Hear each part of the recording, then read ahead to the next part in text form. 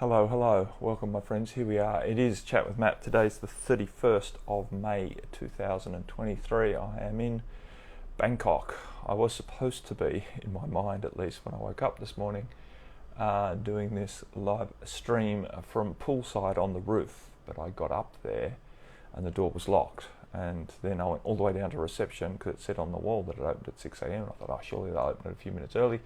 But they've changed their mind. They don't open until 7 a.m. and they don't have any staff to open it. Anywho's, back to the room and rapidly set up here against a bit of a mural, your terrible mural. And there's outside just to prove that I am actually in Bangkok at 6 a.m. on a Wednesday morning. It's Chat with Matt. So we've just had our 30 days in Vietnam. You only get 30 days in Vietnam, easily anyway. On your visa, and we used every minute of that before flying back here to Bangkok, and then we're going to progress onwards through Dubai into Italy, Venice for about a week, and then on to Croatia, where we will spend the majority of our time, 6 weeks or so, looking for venues and having a good look around Croatia, looking for retreat venues for next year. And then we're back to Bali to deliver a retreat in August, and then back home. That's our plans anyway. It's kind of like an accountability session. I'm just telling you what we're doing so I don't pike out. Anyway, my friends, here we are. How are you guys all doing? It's been pretty intense for us. We had a very intense 30 days. It was awesome. Hey, Sister Susie. Awesome in Vietnam, but we were busy holding 2 retreats 1 week apart. The first week we were there, we were flat out, just making sure everything was going to go well for the retreat. We tried out a lot of different massage therapists. I know that sounds terrible, but it's necessary to find the best one. We ate at a lot of different restaurants to find out where the best food was out. We tried some different shows so we could recommend them to our participants. We did all of that. We did all of the excursions. We made sure everything was going to work well. We did the cooking class, we did the food tour, we did all that stuff, all crammed into 1 week. And then we had 20 people to look after for the next week, doing exactly the same thing again, only better. Same but better, as we say here in Vietnam, or there in Vietnam. Then we had a week off that where we had people staying with us before they left, and then people arriving early. So Marie and I got basically 2 days off to collapse, and we had to do the video for the last retreat. The first retreat we created the video, which many of you have probably seen because I think I have posted it here, as well as send out a link to all of the photos, several hundred, I think it was more like 500 photos that we had taken on Dropbox, etc. Closed up the retreat, paid bills, all of that good stuff, and then did it all again. And now we're here in Bangkok, basically creating the video and doing all that, because we only had a day basically after the retreat finished before we had to leave the country because our 30 days was up. Anyway, so that's how my life's been going. It's been busy, but it's been awesome as well. Living Vietnamese culture and people is very hospitable, very easy in many ways, even though it is sort of a full immersion in a different culture. English isn't spoken widely, at least not in Hoi An, and that which is spoken is not so easy. It's not very conversational for us Australian, New Zealand English speakers anyway. We struggle to be understood and to understand the majority of people. There's a few people who speak reasonable English, but even then it's you can't sit down and have an easy conversation with them. There's always little misunderstandings and needing to clarify, etc. Yeah, and so just as we've sort of relaxed into that culture, like even the culture shock coming to Thailand, which we wouldn't think would be that different to Vietnam, but just the food even, like Vietnamese, Thai food like slaps you in the face compared to Vietnamese food. Vietnamese food, the flavours are deep but very subtle, and it's definitely a very interesting experience to really savour the food in Vietnam. Whereas Thai, you get a Thai curry and you know you're eating a Thai curry, right? It's right there in your face. And so that was our yesterday experience. It's like, whoa, this food blows your head off. The Vietnamese food isn't nearly as spicy in that way. It's flavoursome, but not nearly as spicy. So here we are in Vietnam, in Thailand.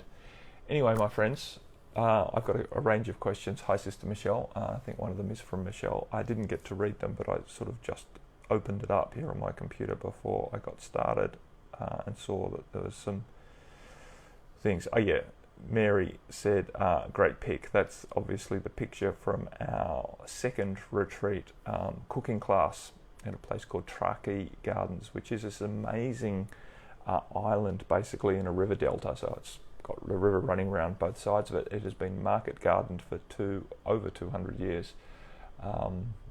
So yeah, and it's got a village sort of around the outside, and the market garden is this huge big area in the inside. And all of the people who live around the outside have their plot, right? Their plot of ground, and they all grow a lot of herbs, mainly herbs and salad, vegetables. Yeah, so we did a little tiki tour around there. Then we had a foot massage, a foot soak and massage. And then we did a food tour, food cooking class, which then of course included a lot of eating.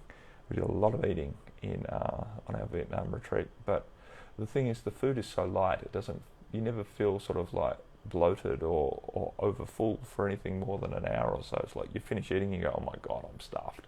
And then a couple of hours later you go, oh yeah, what can I eat? It's awesome.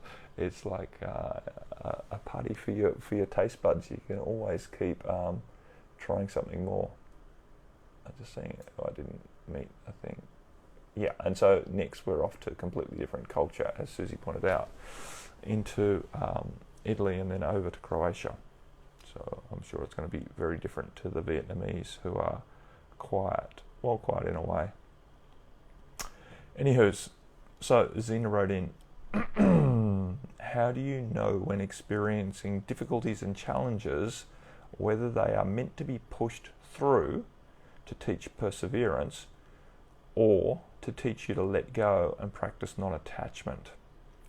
Yeah, and as Mary also pointed out after that, that's a great question. I think it is a good question, and I think the issue is that we want to know with our head, and I don't know if there is a good way to know with your head, because I don't think there's a good way to know anything with your head at the moment. And I think that's part of what we're letting go of as a collective and as individually, this idea that we should know and that we want to know, and that we should know with some degree of clarity or certainty anything in particular. One thing that I have come to realize and accept, particularly over the last month of doing these retreats, when there is quite a bit of pressure to make choices and decisions, and sometimes to do it quite quickly, is it's almost impossible to know with the certainty that you want to know, so that you can relax into trusting that you've made the right decision, quote unquote. So I feel that it's coming down to a deeper sense of knowing that is not nearly as arguable, if that's the right word. It's not nearly as verifiable. We can't prove to our mind that we've made the right decision. Ultimately, I think what it comes down to, Zena and everyone else, is trusting that you've made the right decision, whether to persevere with a particular challenge and to try some different avenues to solve that, or to move past. I don't like the word push through it. I don't think pushing through anything is particularly useful at the moment. I think because the problem when we're pushing through something is we're down at the level of the problem, right? We've made the problem almost bigger than us if we're pushing through it. I much prefer the vernacular of stepping around or stepping over a challenge, because that implies that we're more expansive, and I think that's what's valuable. When you're working from the perspective that a challenge is to be pushed through, you've made the challenge bigger than you, and even just the very the visual of pushing through something seems like awful hard work. So definitely perseverance is required and is a useful tool to have, right? A useful attribute to be able to draw on, to have the perseverance to get knocked back by whatever challenge or problem that we're facing multiple times, and not to quote unquote give up too easily. See, I think a lot of the time humans and the way we've been trained is this idea of we have two choices. We either persevere and push through, or we give up defeated and try something else, right? That's this idea that when a challenge comes up, either we're going to push through it or we're going to give up and run away from it. That's only two choices in an infinite number of choices on how we can engage with the experience of having a challenge arise in our field, right? Because that's all it is. It's a challenge arising in our field, and it is just an experience, as opposed to some sort of test that either you're going to push through and persevere, or you're going to give up and run away and try something completely different.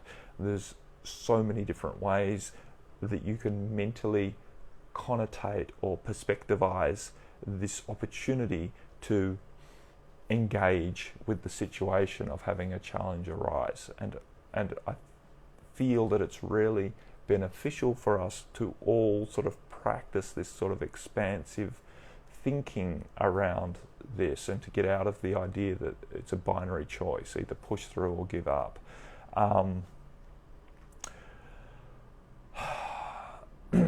So I think even in choosing to maintain perseverance, we can practice non-attachment, because for me, when a challenge arises that I choose to have another go at overcoming, right, overcoming as opposed to pushing through, I'm not attached to whether I actually manage to push through. It's valuable not to get too adamant that I'm going to do it, right? I don't get all sort of like, mental around geeing myself up that this time I'm going to do it, I've got to succeed, right? The whole idea of creating this hype that's somehow going to create the motivation to you actually succeeding, I think that's generally a recipe for, make or bust sort of mentality, and it just creates stress and then a sense of defeatism or defeat and disappointment if you don't actually manage. I think we can choose to have a very dedicated effort at overcoming a challenge without getting too G'd up about it, and still be quite non-attached. And I know that's a little bit difficult for us to get in our head, to maintain non-attachment and still to devote energy towards something. That's a skill that I think we're all learning and having to practice, right? To be willing to dedicate some effort towards overcoming a challenge without being overly attached to having to succeed, and to not allow ourselves to think that if I don't go all in, then there's no way I can succeed. I know that's the old sort of coaching mentality, right? You need to fully commit to doing this, you need to fully commit to succeeding, otherwise you're destined to fail. I don't think that's 100% the truth. I can understand that there is, for some of us, some of the time, a requirement to get a little bit more invested in what we are choosing, as opposed to giving sort of a half-assed or half-hearted attempt at doing it just to sort of show that we didn't give up too easily. Oh, I'll try, but not actually applying the appropriate amount of effort.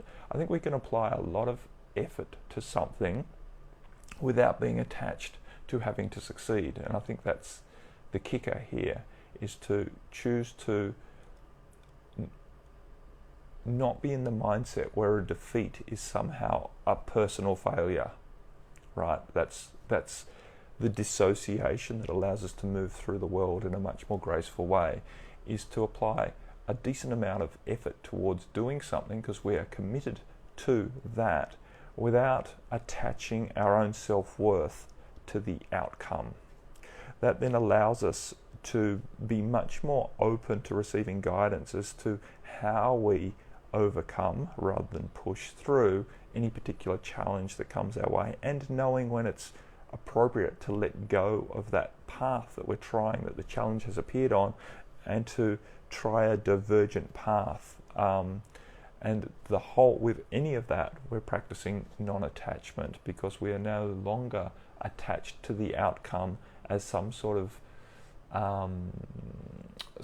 of verification that we are worthy and that we're good and that we're successful. We can be successful with choosing different pathways and choosing different letting go techniques, etc. Awesome, Sister Emily Rose, welcome to the live stream. She's just said, great advice for me right now, reminds me to relax. Yeah, and you know, I know those of you who have listened to me over the last 7.5 odd years that I've been doing these now, you've heard the word relax more than a few times, right?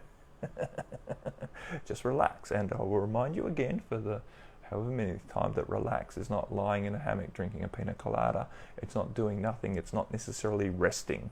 Relaxing is letting go of stress, right? It's utilizing that non-attachment and that perspective that whatever challenge I'm facing, it's not generally life and death. It's not generally life and death. Some of us are facing life and death challenges, but even that is not the death of who we be. It just might be the death of this physical body. And of course, full compassion to those who are struggling with, you know, serious ailments to their biology right now. It is quite common, and it is, you know, concerning for those who are engaged with such a challenge. But at the end of the day, you know, you, the being, are not about to disappear. And the more that you can remember that, the more that you can relax through and actually allow yourself to be more expansive in dealing with your biological challenge that may be, you know, from certain perspectives, quote unquote, life and death to the biology. Difficult situation. And to not allow a biological stress response to overtake you and create a further shutdown of your faculty to be more intuitively guided as to making the decisions that would be most beneficial to you. Okay, Sister Michelle has written in a question too, so let me read this. Hi Matt, I need tips on how to conquer and subdue the voice inside that keeps persuading me to go in the opposite direction of where and who I'd like to be. I can literally argue the pros and cons of the consequences of a choice to be made, and more often than not, I go with the detrimental choice. I feel so defeated afterwards, and it takes me a couple of days to stop beating myself up. I just want that enticing voice in my head to stop.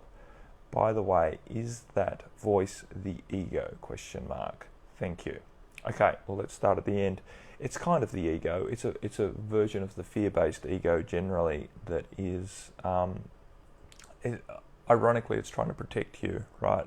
It's trying to protect you from making a bad choice, and the way that it's been trained over the last few thousand years, right, successive lifetimes, you've been trained into doing the world in a head-based analytical way, and in some ways it's been necessary to do the world in a head-based analytical way, because over the last few thousand years the energy on this planet has been rather dense, and it's been very hard to open our heart and receive guidance in the way that we would like to, and in the way that is sort of re-emerging now as an awesome opportunity for us moving forward. So we've all done the world in a sort of analytical, logical way to survive on this planet, and now we're getting the opportunity to expand out of that, and part of how we are being helped to expand out of that is to have this head-based logical way of doing the world not work very well. Because the world is getting more and more complex, and it's getting harder and harder to analyze the pros and the cons of doing things.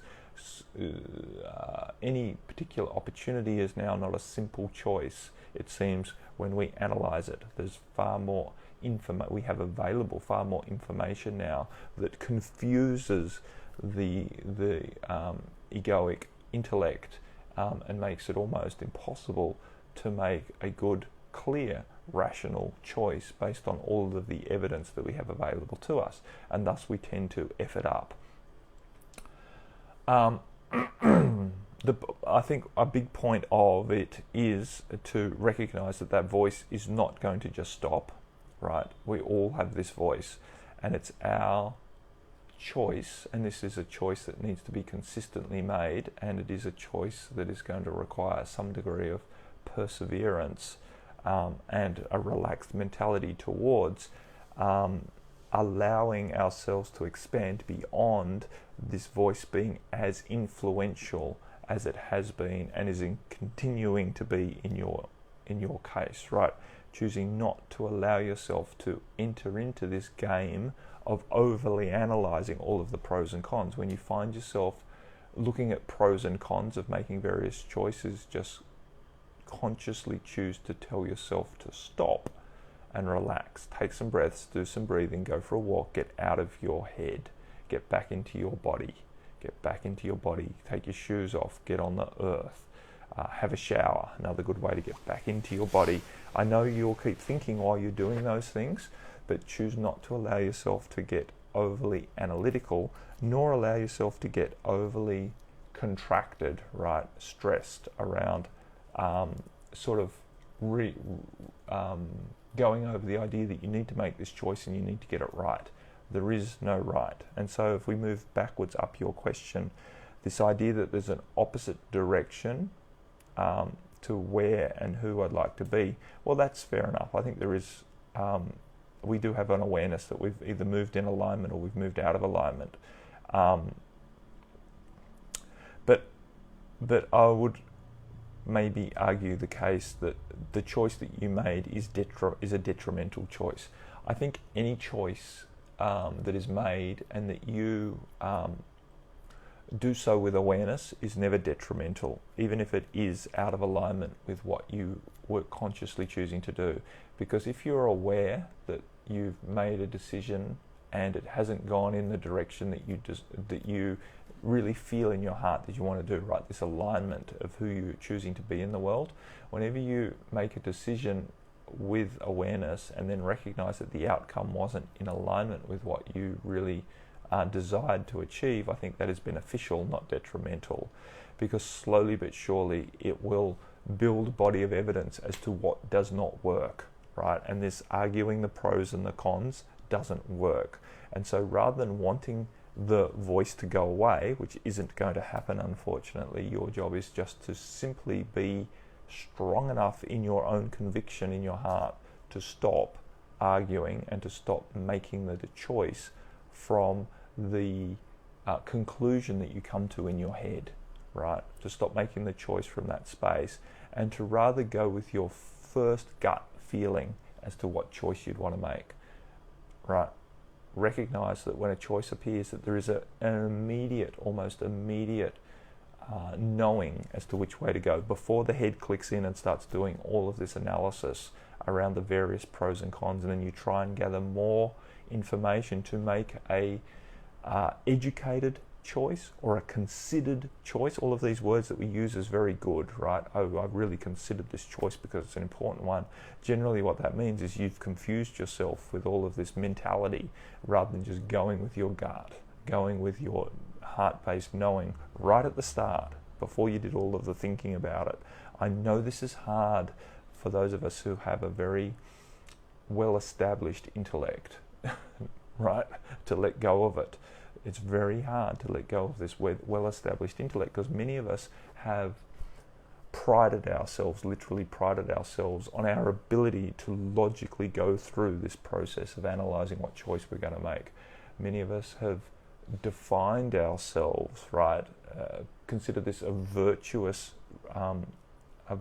aspect of ourselves, the fact that we consider our choices carefully because we make them, basically using this as some sort of proof that we really care, right? That we are considerate people because we consider things. We don't want to hurt anyone else. We're considering all of these other potentials before we make our decision, right? And this is considered very good, very caring, very virtuous way of doing the world. This is how we've been trained. We've been trained this for a long time. And now I'm saying, stop doing that and just follow your gut. Just move forward. Just trust yourself, right? Trust that even if you make a decision that's ill-considered or ill-conceived, right? You haven't put adequate time into mentalizing, analyzing all of the potential outcomes, all of the consequences. Oh, you should consider all of the consequences before you do that, right? The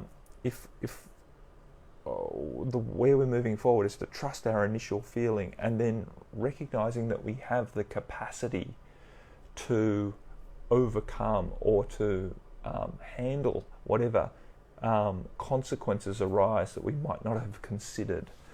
This is the point. We are all very capable people here, and so the point is that the more that we over-rationalize, over-consider, over-intellectualize our choices, the more likely it is that we're going to confuse it and divorce ourselves, remove ourselves from the deeper knowing of what to do. And so this is difficult. It's a difficult practice, and so moving forward, Michelle and everyone else, is going to require compassion and beating yourself up and going into sort of guilt and shame and self-pity or self-disappointment that yet again you've made the wrong decision, a detrimental decision, you've gone in the opposite way to what you want to go, and this is terrible. The less often you sort of wallow in that and make yourself, feeling defeated, the better off you're going to be, because ultimately you're going to make better decisions from your heart and your gut when you're feeling authentically confident in yourself, not beaten up and desperate to make the right decision this time because you don't want to feel this disappointment again. That is no help to you, right? Making it important that you make the right decision is not going to help you make the right decision, because it creates levels and layers of stress which contracts you right out of your intuitive knowing and into the only thing you have left, which is this intellect, which is now running from a stressed mindset, which is far more attracted towards avoiding threats, right? Because that's what we do when we're stressed. We hierarch. We prioritize avoiding potential danger as opposed to stepping into potential good outcomes, joy and expansive outcomes. So as long as we're operating from stress, we are never going to do a good job. The more that we can relax and trust our heart and step out of this idea that there's a right choice and a wrong choice and step into making choice and knowing that whatever outcome, whatever the consequence of our choice is, that we will handle it, the better off we are. Em said yes, ask the body. Correct. Feeling more than thinking. Exactly, Sister Susie.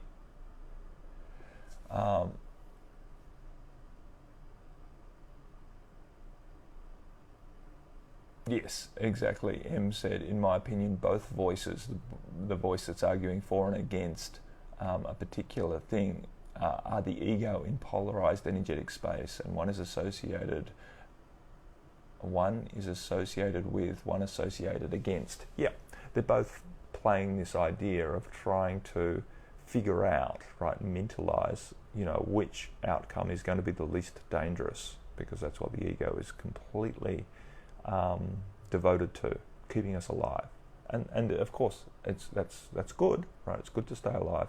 The ego has a valuable role to play, and of course the ego is this aspect of self that feels separate from the world, which is also necessary for us to experience the world, because if we're completely at one with the world, then there's no longer a relationship, and so we can't experience things in the same way, and that may be an experience of sorts, but it's one that we've deliberately expanded out of and given ourselves the opportunity for having this relationship with the world, which is why we have an ego in this human form, so that we can experience relationships with things, because we have a delusion that we are separate, which is a necessary delusion, right?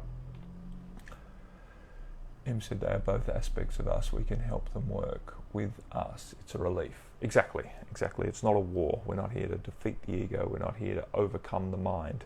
The mind is useful. Our job is to allow ourselves at this time to relax out of allowing the mind to completely dominate how we make choices, because it doesn't have the capacity to do that well at the moment. Anyway, my friends, I think I have come to the end of my chat with Matt. It's not 6:35 here, so we've definitely done our half hour.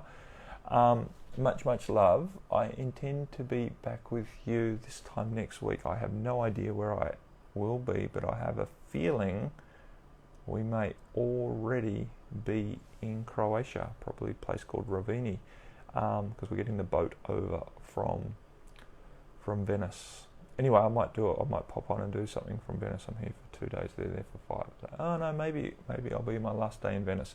I'm not sure where I'll be next Wednesday, but and it might well be a different time, because recognizing that it's like midnight or something, or it's actually about 1 or 2 in the morning right now in Venice. So I'm unlikely to be doing it from this time. So we shall see when we come on live next week. I'll pre-warn you that it won't be this time. I know that much. Anyway, my friends, much love to you. Thanks, Susie. Thanks, Em.